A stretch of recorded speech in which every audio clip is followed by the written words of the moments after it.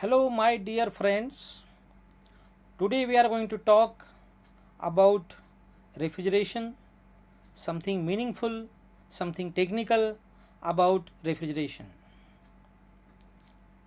It is highly impossible to imagine our life today without refrigeration. We need domestic refrigerator in our homes so that we can obtain fresh vegetables and fresh fruits from the domestic refrigerator.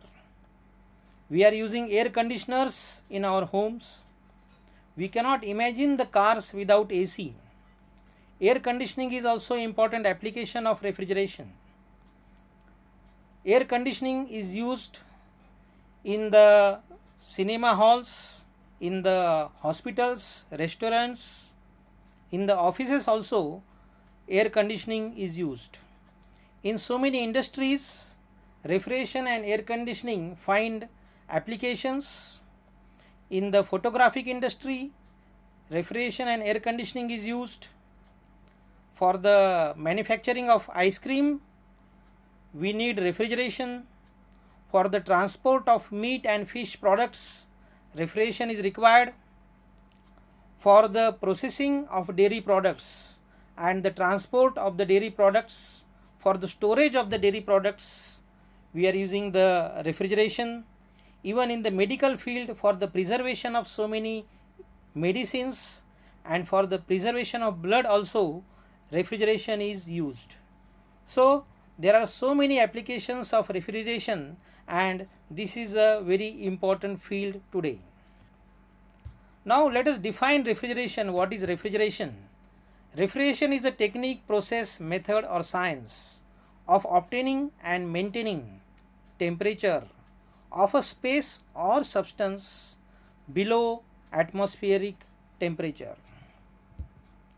Say this is a space or substance which is maintained at a temperature T0.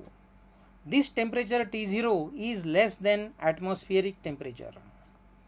Now the question is how to obtain and how to maintain this temperature of a substance or space below atmospheric temperature.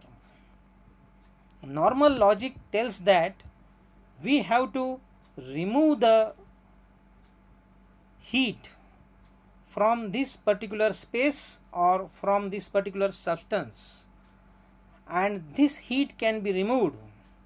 The rate of heat removal, let us say, is Q0, kilojoule per second, and this heat can be removed from the particular space or substance with the help of a machine, and that machine we are usually calling as the refrigerating machine.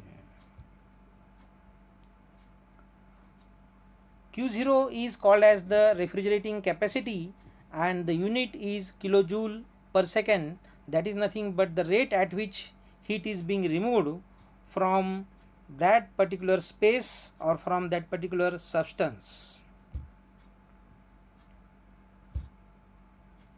Now let us define the coefficient of performance of a refrigerating machine. So for that purpose, what exactly is the basic concept of the refrigerating machine, that we have to see. Again, coming back to that particular space or substance which is maintained at a temperature T0 which is lower than atmospheric temperature. So in order to maintain this lower temperature, we are continuously removing the heat at the rate of Q0 from that particular space or substance.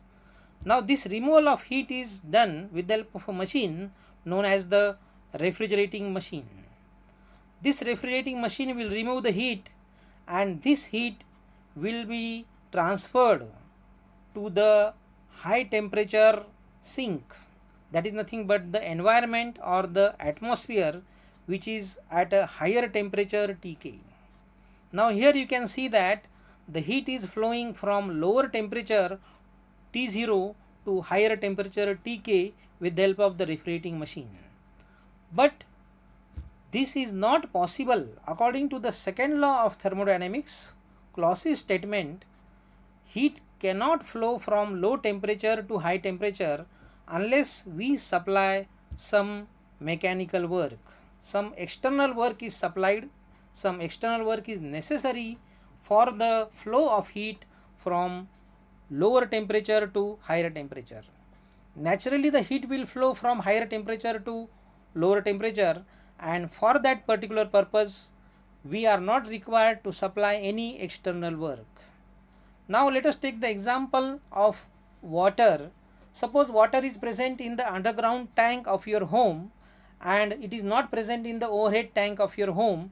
You just try to open the tap of your basin and you will find that no water will be flowing through the tap of the basin. You cannot get the water if the water is not present in the overhead tank of your home, because water is present in the underground tank and not in the overhead tank.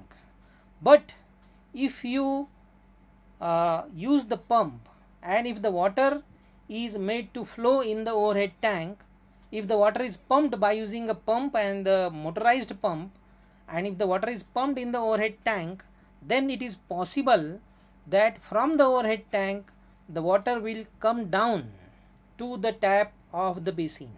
So water can flow from higher level to lower level without any external work, without the help of any external work, but it cannot flow from lower level to higher level without the help of external work, without the pump which we are using in our homes for lifting the water from the underground tank to the overhead tank. So in the same fashion, heat can flow from low temperature to high temperature only if we supply some mechanical work W, and that is nothing but the statement, Clausius statement of the second law of thermodynamics. Now let us define the performance of the refrigerating machine. Generally performance is defined as the efficiency for the heat engine and other devices. For the refrigerating machine we don't call efficiency, we call it as the COP, coefficient of performance. But this coefficient of performance, COP, is a term similar to efficiency, and since we are knowing something about efficiency, let us initiate the talk from the efficiency. So as we know that efficiency is nothing but the output upon input. Now in this refrigerating machine, what is the output and what is the input? Now someone may say that Qk is the output and Q0 and W is the input, but that is not the right thing, because whenever we say output, it is necessary to mention, it is necessary to think whether the output is the desired output or not. Only saying output may not be sufficient, so the output should be the desired output, and in case of the refrigerating machine, the desired output is nothing but Q0, which is nothing but the rate at which heat is removed from the space which is required to be cooled. So Q0 is the output, and for getting this output, the input which we are providing is nothing but the mechanical work W, and therefore the COP, coefficient of performance, is nothing but equal to Q0 upon W, capital Q0 upon W, where this capital Q0 is nothing but the refrigerating capacity and capital W is nothing but the work supplied to the refrigerating machine, maybe through some device like the compressor. Now let us compare the refrigerating machine with the heat engine. Now as we know that the heat engine is denoted by E, the heat engine will receive the heat from the high temperature reservoir which is at a higher temperature T1. Now in case of internal combustion engine, the combustion of the fuel inside the cylinder head, that will provide the heat, and that heat is nothing, say Q1 at a higher temperature T1. So this heat is supplied to the engine, and the engine will convert this supplied heat into mechanical work. The engine is converting the supplied heat into mechanical work, but all the heat which is supplied to the engine cannot be converted into mechanical work, and this is nothing but the second law of thermodynamics, Kelvin-Planck statement. According to Kelvin-Planck statement, all the heat energy which is supplied to the engine cannot be converted into mechanical work, but some heat has to be rejected to the environment, to the atmosphere, to the low temperature sink, and this is nothing but the heat engine. Now whenever it is necessary, since it is necessary to reject some heat to the environment, so this heat rejected is Q2, we must try that this wastage of heat Q2 should be minimum, and maximum conversion of the heat supplied Q1 should be possible into mechanical work W. So this maximum conversion is possible only with the help of one cycle, and that is nothing but the Carnot cycle. Only with the help of the Carnot cycle it is possible to convert the maximum supplied heat energy into mechanical work. So Carnot cycle gives the maximum performance, that is maximum conversion of the heat into work, and minimum heat is rejection is possible. But heat rejection is definitely there. Even if you use the Carnot cycle, heat rejection will be there, but heat rejection will be minimum if we use the Carnot cycle in case of the heat engine. Now let us come to the refrigerating machine. We have seen what is the refrigerating machine. Refrigerating machine will remove the heat at the rate Q0 from a space which is maintained at a lower temperature T0. This is R is nothing but the refrigerating machine. It is removing the heat at the rate Q0 from the space which is maintained at lower temperature T0. Remember, T0 is less than atmospheric temperature. This heat is rejected to the environment, say to the high temperature sink which is maintained at a temperature Tk. Now according to the Clausius statement of second law of thermodynamics, this flow of heat from low temperature to high temperature is not possible unless we supply some external work W. So this is the refrigerating machine. Now in case of the refrigerating machine, let us compare the refrigerating machine with the heat engine. So we have seen that all the arrows are in the opposite direction. The arrow Q1 is opposite to the arrow Qk. Similarly, the arrow Q2 is opposite to the arrow Q0, and you can also see that the arrow W in case of heat engine is moving to the right away from the engine, and the arrow W in case of refrigerating machine is moving towards the refrigerating machine. So the directions of all the three arrows are opposite. So that is nothing but the reverse flow of the heat or the energy is taking place in the refrigerating machine as compared to the heat engine, and therefore we can call the refrigerating machine as a reversed heat engine. Technically, refrigerating machine is nothing but a reversed heat engine. Now Carnot cycle in case of the heat engine gives the maximum performance. Now in case of the reversed heat engine, which is a refrigerating machine, reversed Carnot cycle will give the maximum performance. So we have to use the reversed Carnot cycle in case of the refrigerating machine. Now remember one thing, that the Carnot cycle which is used for the heat engine and the reverse Carnot cycle in case of refrigerating machine, these cycles are not practical cycles, they are theoretical cycles, but these cycles will guide us, and the performance of this cycle will be maximum.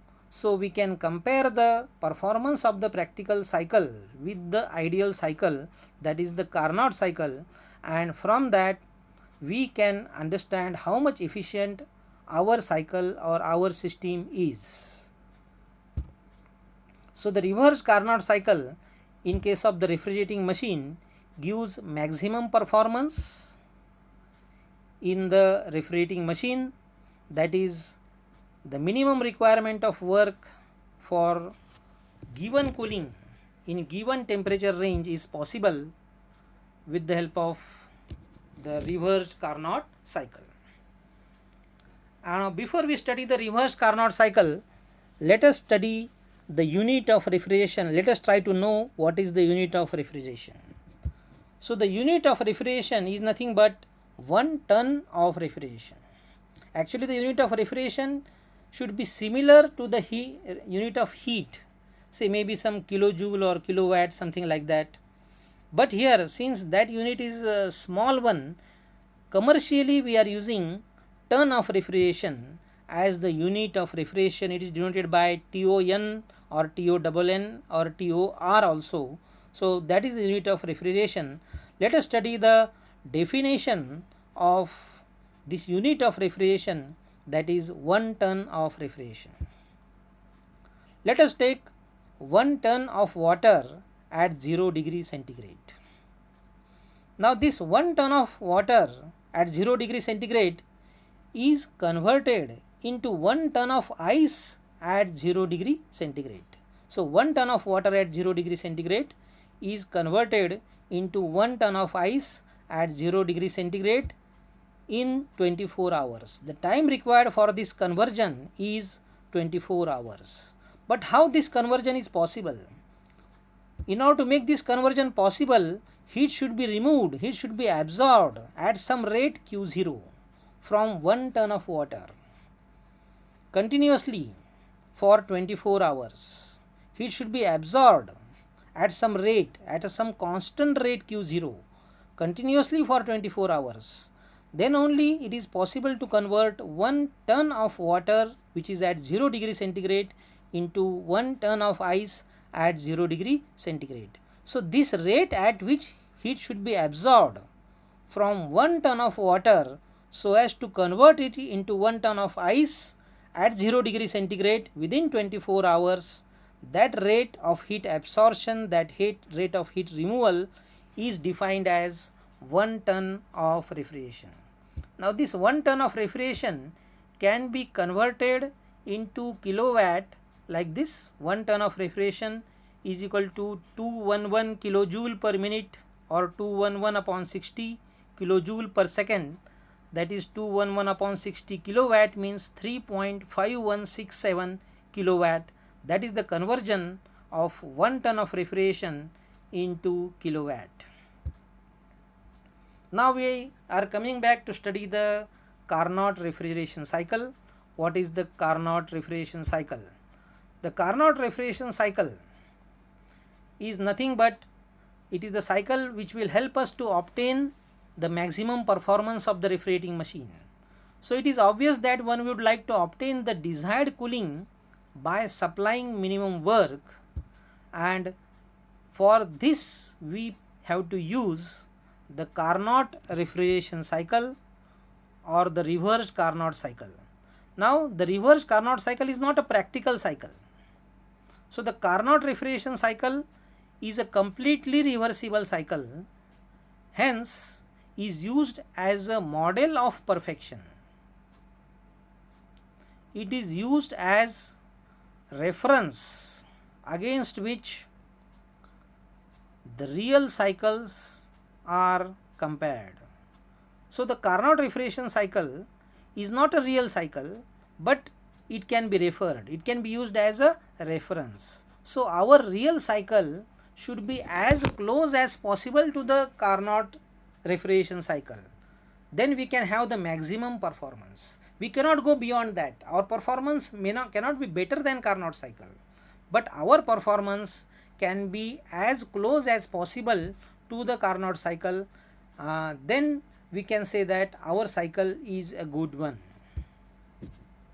So the Carnot refrigeration cycle is a completely reversible cycle, hence it is used as a model of perfection for a refrigeration cycle operating between a constant temperature heat source and sink.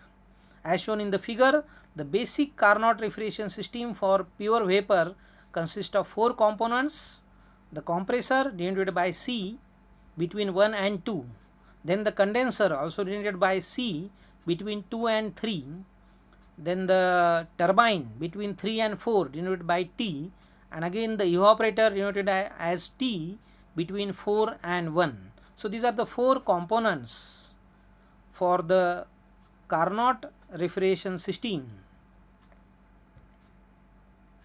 In the Carnot refrigeration system, this is the TS diagram. We have seen that now the process 4.1 is very important. What happens in the evaporator is that the evaporator will absorb the heat from the surrounding. The refrigerant which is flowing through the evaporator will absorb the heat from the surrounding and the refrigerant will evaporate. At point 4, the refrigerant is a mixture of liquid and vapor, but mostly it is liquid. So this liquid refrigerant gets evaporated into vapor in the evaporator and heat is required for evaporation. This heat of evaporation is absorbed from the surrounding space and thus the surrounding space is cooled. This heat is denoted by QE. So that is nothing but the refrigerating capacity or the refrigerating effect provided by the refrigerating machine. Here it is the Carnot refrigeration cycle. Now next process 1-2, during the process 1-2, compression of the refrigeration take place. So the pressure increases from the evaporator pressure to condenser pressure and the temperature is also increased. Now the increased pressure and temperature refrigerant goes to the condenser where it will reject the heat. So cooling is done, cooling of the refrigerant is done in the condenser, where due to cooling the condensation of the refrigerant takes place. The refrigerant will condense from vapor to liquid during the process 2-3, and the process 3-4 is nothing but the expansion process. This expansion takes place in the turbine, and according to the Carnot refrigeration system we can obtain some positive work also during this particular expansion, that is during the process 3-4. And now after expansion some flashing is also there, that means some refrigerant is directly converted into vapor from liquid during expansion, but most of the refrigerant remains in the liquid form. So this liquid again evaporates in the evaporator during the process 4.1 and absorbs the heat. So due to the absorption of heat by the refrigerant in the evaporator, we get the cooling effect. So this heat is absorbed from the heat source and the heat is rejected in the condenser to the heat sink, which is nothing but the atmosphere. But remember here that the temperature of the heat sink is higher and the temperature of the heat source is lower. This is the enlarged view of the TS diagram.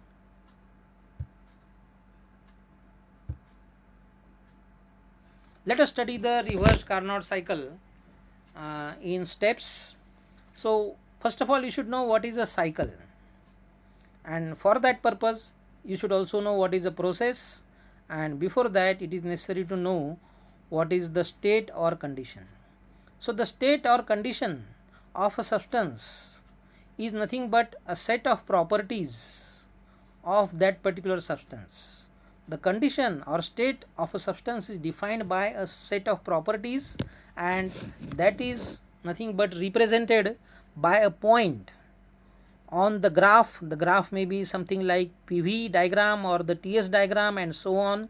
So on this graph, on this PV plane or the TS plane, that point, say for example point 1, it represent the condition or state of the working substance. Say in this case the working substance is refrigerant, so the condition or state is represented by 1 point.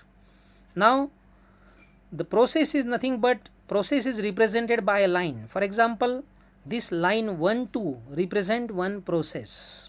So point 1 represent the initial condition, point 2 represent the final condition during the process 1-2. So when the condition or the state of the substance changes, we say that the substance has undergone a process. And if you join the 2 points which represent the 2 conditions of the substance, that is the initial condition and the final condition, the line joining these 2 points is nothing but that line represents the process. And a set of processes in a particular sequence such that the initial condition of the first process and the final condition of the last process is same, that is nothing but a cycle. So, a cycle is nothing but a group of processes in sequence such that the initial condition of the first process and final condition of the last process is same. For example, in this case you can see that 1 2 is the first process and point 1 is the initial state or condition of the first process 1 2, and 4 1 is the last process. Again point 1 is the final condition of the last process 4 1. So, this is nothing but a cycle. So, we are going to study the reversed Carnot cycle. The reversed Carnot cycle here is plotted on the PV diagram and the TS diagram. And what are the various processes in the reversed Carnot cycle? Let us study. We have already seen that reversed Carnot cycle is the reversible cycle because each and every process in this cycle is reversible. All the processes are ideal, they are not practical, therefore the cycle is also ideal, it is not practical, but it is very useful as a reference, as a standard.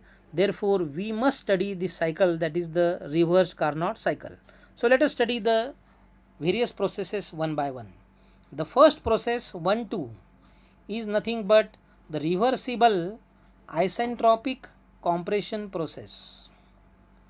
The second process 2 3 is reversible isothermal heat rejection by the refrigerant. The third process 3 4 is again reversible isentropic expansion of the refrigerant. The last process 4 1 is nothing but reversible isothermal heat absorption by the refrigerant. Let us revise these four processes. Process 1 2 reversible adiabatic isentropic compression. Process 2 3 reversible isothermal heat rejection. Process 3 4 reversible adiabatic isentropic expansion. Process 4 1 reversible isothermal heat absorption. So these are the four processes which are present in the reversed Carnot cycle. Let us talk something more or revise all the things we have studied regarding the reversed Carnot cycle.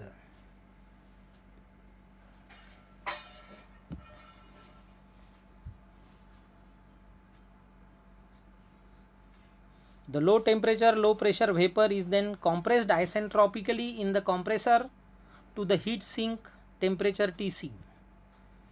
The refrigerant pressure increases from PE to PC during the compression process 1 2 and the exit vapor is saturated. Next, the high pressure, high temperature saturated refrigerant undergoes the process of condensation in the condenser, that is 2 3 process. As it rejects the heat of condensation Q2 2 3 is equal to QC to an external heat sink at temperature Tc. The high pressure saturated liquid then flows through the turbine and undergoes isentropic expansion, process 3 4. During this process, the pressure and temperature fall from condenser pressure to evaporator pressure and condenser temperature to evaporator temperature, PCTC to PET. Since a saturated liquid is expanded in the turbine, some amount of liquid flashes into vapor and the exit condition lies in the two-phase region. This low temperature and low pressure liquid vapor mixture then enters the evaporator, completing the cycle. Thus, as shown in figure, The cycle involves two isothermal heat transfer processes, process 4.1 and 2.3, and two isentropic work transfer processes, process 1.2 and 3.4. Heat is extracted isothermally at evaporator temperature TE during process 4.1. Heat is rejected isothermally at condenser temperature TC during process 2.3. Work is supplied to the compressor during the isentropic compression 1-2 of refrigerant vapor from evaporator pressure PE to condenser pressure PC, and work is produced by the system as refrigerant liquid expands isentropically in the turbine from condenser pressure PC to evaporator pressure PE. All the processes are both internally as well as externally reversible. That is, net entropy generation for the system and environment is 0.